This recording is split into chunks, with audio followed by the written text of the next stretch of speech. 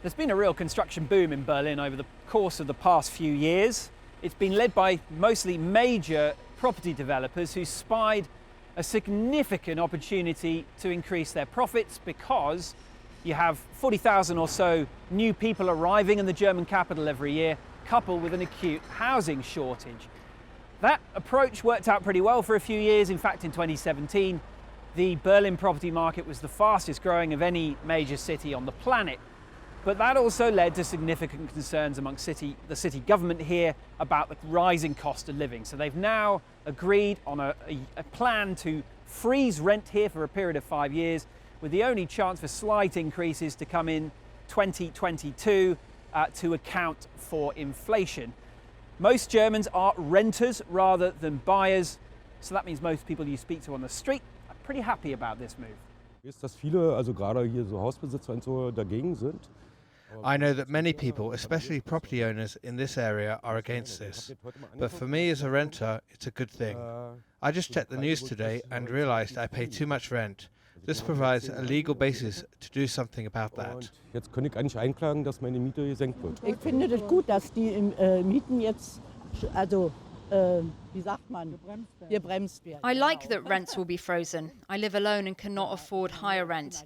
At the moment, I pay €480 for a two-room apartment. Ich zahle jetzt schon 450 € für eine Zweiraumwohnung. There are people, they earn €5,000 in a month, but there are people, they just earn maybe €2,000, and you can't pay a rent for €1,500 when you just have €2,000 in a month. And I think this especially, I don't like it. I'm sorry, I don't like it. There's also been a discussion about whether this program could be rolled out at a national level in Germany. That is controversial, though. There have been critics amongst other city governments in Germany and certainly amongst those big developers who argue that the best way, in their view, to slow the rental price rise is to build more homes rather than potentially scare off the very companies that might build those properties. A case in point, Deutsche Wohnen, which is the largest private landlord in Berlin. That company's shares fell pretty sharply on the news that this plan had been agreed in Berlin.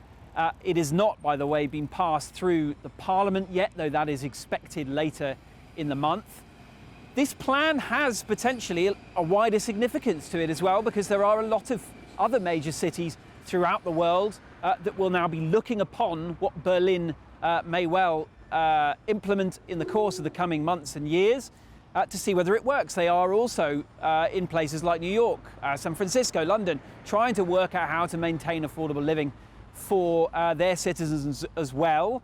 And they will be looking to see whether this policy does actually address the rising cost of living, or potentially whether it might still make it worse.